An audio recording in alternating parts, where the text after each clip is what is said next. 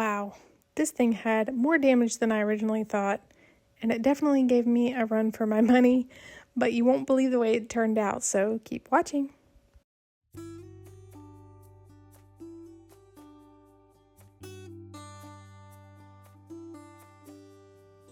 As soon as I saw this piece on Facebook Marketplace, I instantly loved that top drawer. It's so unique. Sometimes you see an arched drawer or something, but to have that much detail, I instantly knew I wanted to go with a cottagecore design. And even though it was a little damaged on the feet, or more damage than just a little than the picture showed, but it was only $20, so I could not pass that up.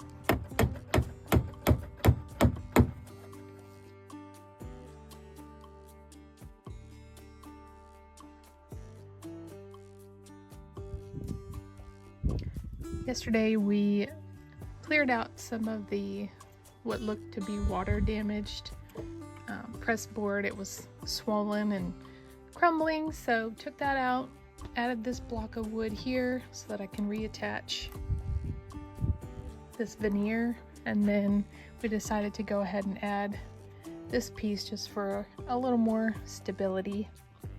So I'm going to glue this down, and then there's a couple other spots that I need to glue, and then I'm going to fill in this gap here with some quick wood just so that is not so noticeable.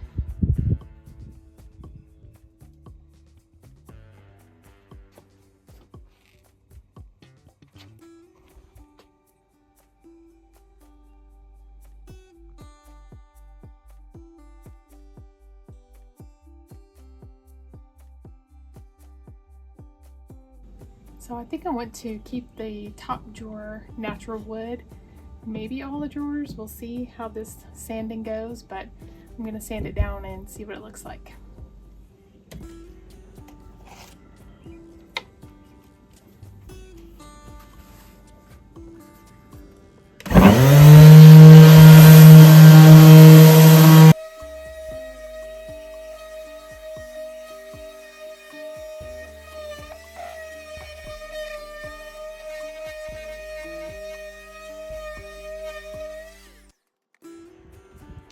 Alright, so I've tried sanding the crap out of these, and it's looking pretty good except for in all these little tight grooves here.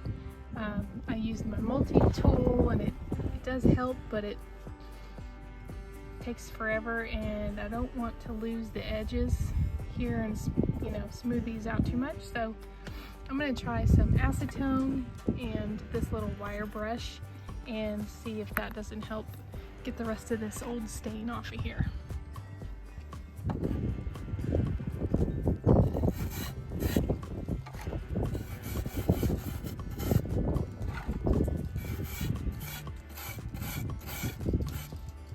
Let's try to get some on here and let it sit for a minute.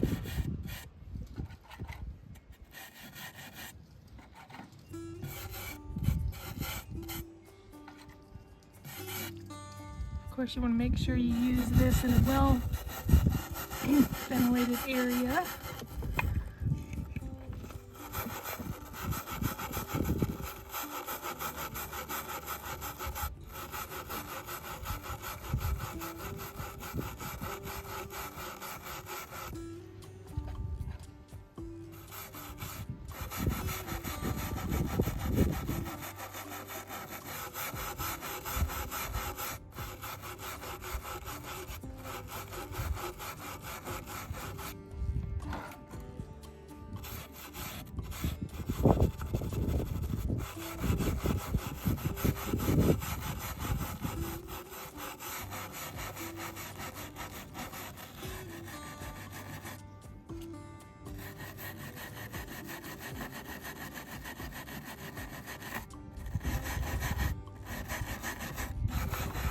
Looks like it definitely is working.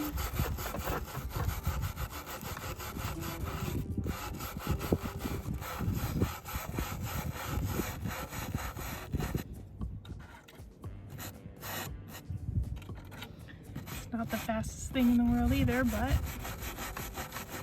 At least I'm not sanding off my edges. So I think I will continue with this in all the spots where there's still some stain left, and then I can do the paint wash.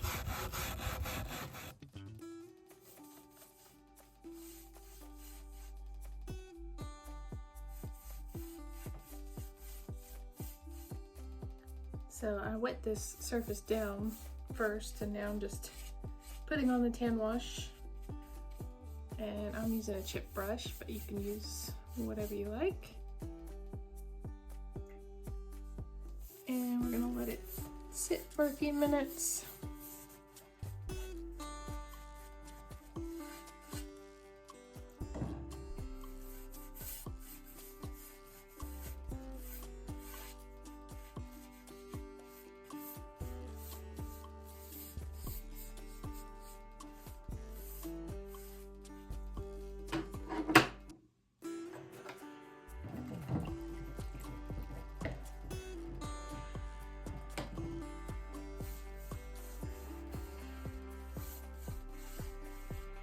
Then I'll come back in just a few minutes here and wipe it down.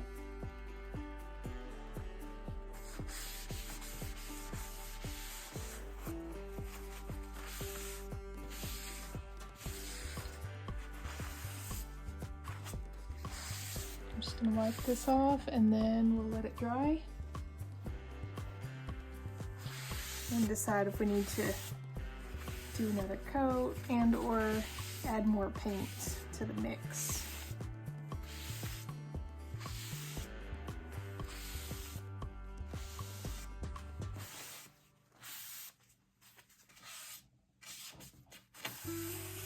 Just want to make sure not to leave any streaky looking marks here.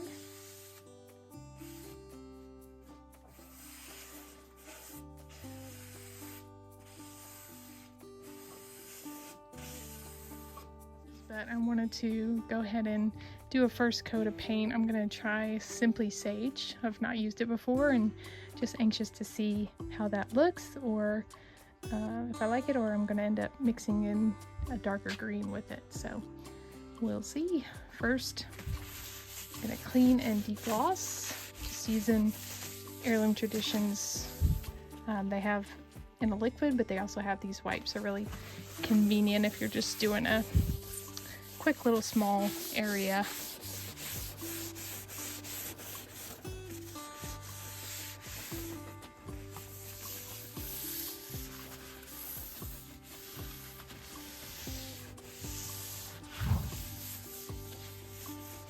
Sorry for the shaky camera here. I broke the top part of my tripod that holds my phone, so I was having to do it by hand for some of these videos.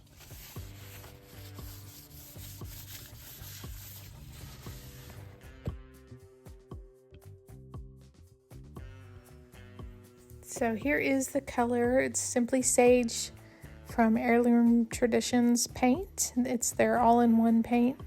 So that means it includes primer and top coat all in one. So it really does save you a lot of time. And I'm just using their sponge applicator here to get it on quickly just for the first coat so I can see what shade it is. And one thing I learned with these sponge applicators is if you wet it first, then it won't soak up quite as much paint.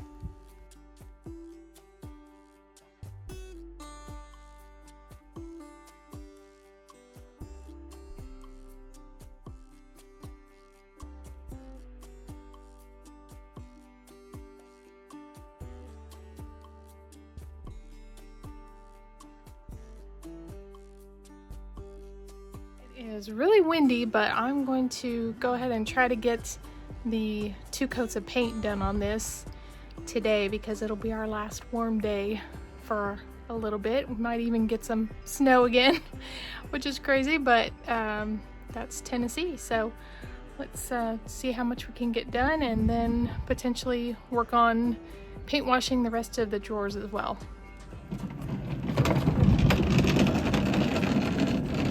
So I'm just removing all the clamps here so that I can sand all the repairs down. Which, speaking of clamps, if you're going to be doing any furniture flips where you're doing some repairs, you want to have a decent amount of clamps on hand, and I can put the links to some of the ones that I like in the description below if you're interested in looking at those.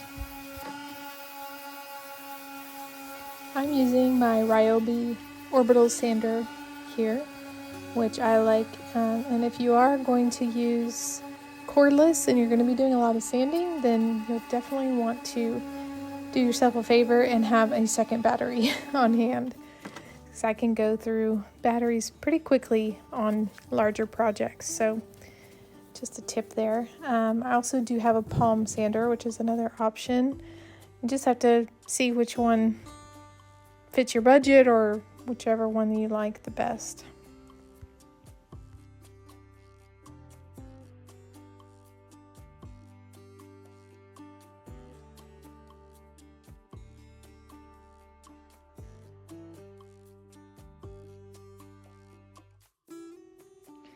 So I didn't really like the way that the tan wash was working out on these for some reason, and I don't really care for these dark green or black edges and things that are happening, so I decided to try a traditional stain. But first I'm going to do this pre-stain, which I've not ever used before, so we'll see how it goes. I got the water-based just because I hate dealing with the oil-based stuff. It's the pain to clean up and it smells worse. So let's see how we do with this. So I just followed the directions on the can for this. It went on really easily, and then you just let it set for a few minutes, wipe off the excess, give it a light sanding, and then within, I think it was 2 hours, you're supposed to apply the stain.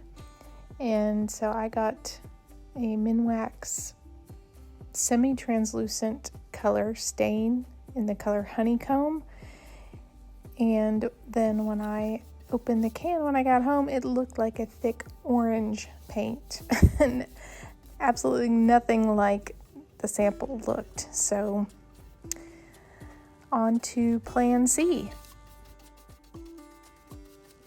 But first I need a break from these drawers to try to figure out what I'm going to do next. Now I'm going to clean up this old hardware. I decided to reuse it since it does go with the style that I'm going for, the original style of the dresser. And I'm going to be using the vinegar and barkeeper's friend method. So you can see a whole video just on that on my channel as well. I tried that and also ketchup in a video, so you can compare those two. But for this I'm going to use an old crock pot, and I just fill it enough to cover the hardware with about half and half of white vinegar and water, and it only takes a few minutes, and unfortunately I'm notorious for walking away and forgetting about it. So you could see that if you do that, they're going to turn pink.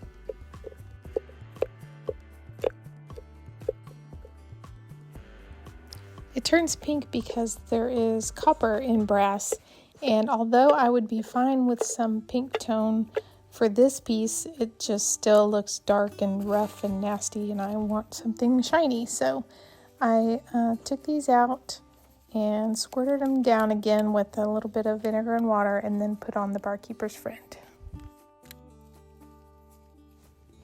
I think the next time I buy the barkeeper's friend, I'm going to try the liquid version, just because some of the powder gets stuck in places, and then either I have to wash it all off again or try to scrub it out of those little tight little spaces, which is a pain.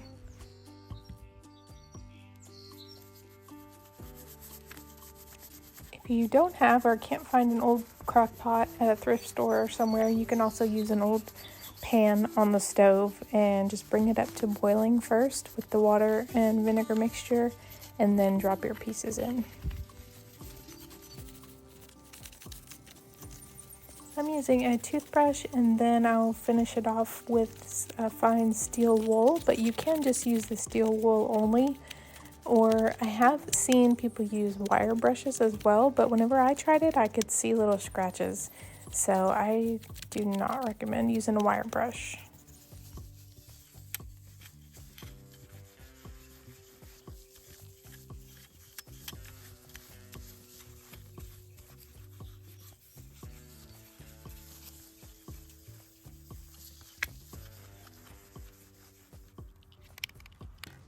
These turned out pretty well, but I just still wanted a little shinier look, and just some of the unevenness just bothered me, so I decided to go ahead and do a couple of coats of Rust-Oleum metallic spray paint on these.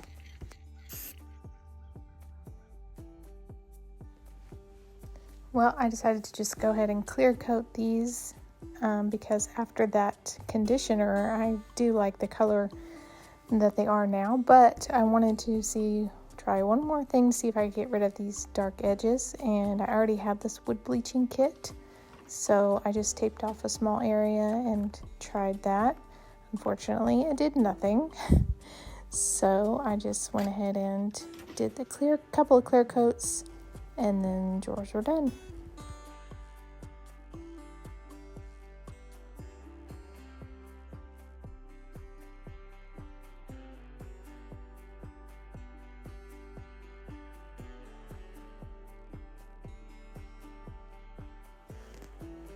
Or I should say the front of the drawers are finally done after multiple tries of trying to get the look I was going for. But then it was on to the inside of the drawer, so I like to use a wax to recondition the sides of the drawers as well as the slides on the bottom if they're made out of wood, just so that the drawers slide in and out more easily. Next, I reattached the hardware, and man, it sure was nice not having to fill old holes and drill new holes and try to get them straight and all of that. So, and sometimes it is nice just to reuse the original hardware. Since I'm going for a cottagecore design style, I chose floral, of course, for these liners. And this particular brand, I mentioned in one of my other videos how some brands of this peel and stick wallpaper are very thin and not as easy to work with, tear easily, but this one was very good. So, and I'll put a link to the product on Amazon in the description box below in case you want to check that out. But I'm definitely going to be making a note of this brand, and hopefully they'll have some other designs that I'll like for future projects.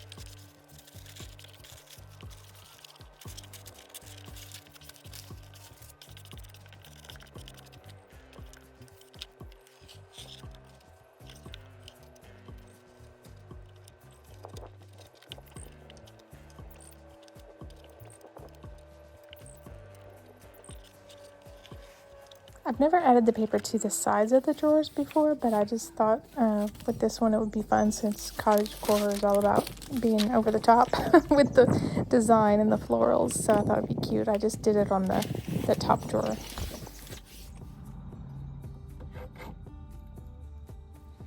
One of these little feet was already missing, so I went ahead and took all these off and replaced it with these new plastic sliders that I already had.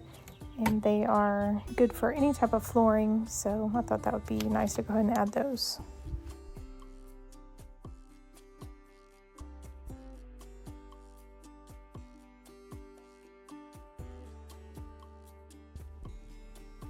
This paint doesn't require a top coat, but I usually will add a couple layers of a water-based poly, at least on the top, just to give a little added protection. So I did that on this piece, and then it was finally time for staging and photos.